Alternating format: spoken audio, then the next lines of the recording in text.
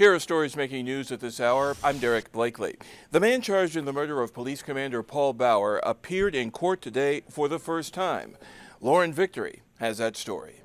Almost 70 cops packed the courtroom here at Layton Criminal Courthouse for the bond hearing for Shamari Leggetti. He is the 44-year-old man accused of killing Commander Paul Bauer. It was standing room only as the prosecutor read the accusations against Leggetti.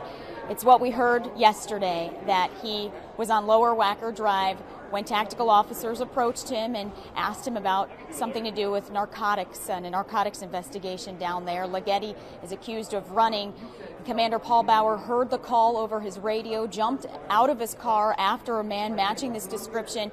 The two struggled near the Thompson Center, fell down a stairwell, and that's when prosecutors say Leggetti shot Commander Bauer 7 times. 6 of those bullets hit him in the arm, torso, wrist, head, and other parts of his body. Today at court, we learned that Leggetti was carrying a 9mm gun with a full clip. They said he had a sharp object in his hand as well. Coke, heroin, and marijuana on him. He was also wearing a ballistic vest.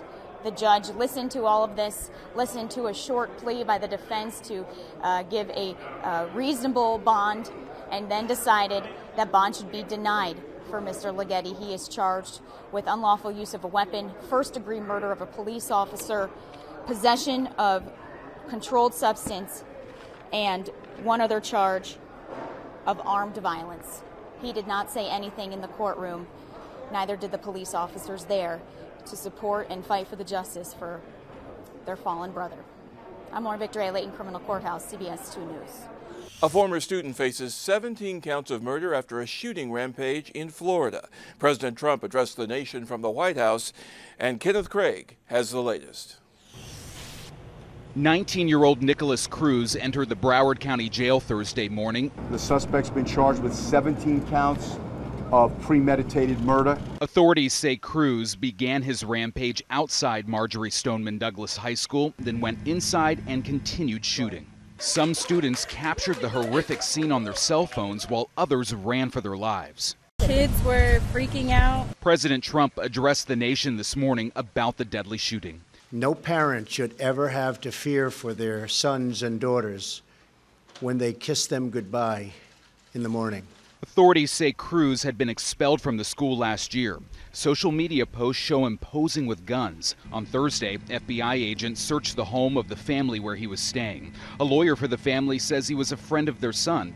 Cruz moved in following the death of his adoptive mother in November. They were helping him. They had got him a job at a dollar store where he was working. He was going to school to try to get his GED, and they didn't see anything like this coming. The lawyer says they knew Cruz had a semi-automatic assault rifle when he moved in, but they had strict rules to keep it locked up.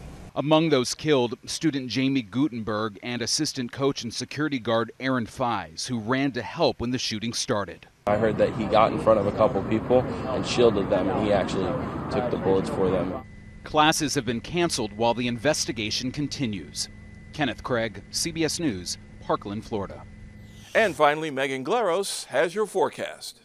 Hey there, everybody. If you can see outside, you're lucky because we've got a dense fog advisory up for the whole area. It was up through 10. It's now up through 4. So it's going to be in effect through the course of the afternoon. Should start to ramp down a little bit before the evening rush. Hopefully that will help you out in that regard. But even if the advisory goes away, we could still potentially see a little bit of fog lingering into the evening. So just heads up that that's going to be a factor in addition to the snow melt, in addition to the ice falling, in addition to the possible rain that we've got out there today. But we are looking for a high of 45, so that's nice. 28 degrees on Friday, 35 on Saturday, 39 degrees on Sunday. Then we go up to almost 50 as we roll into Monday.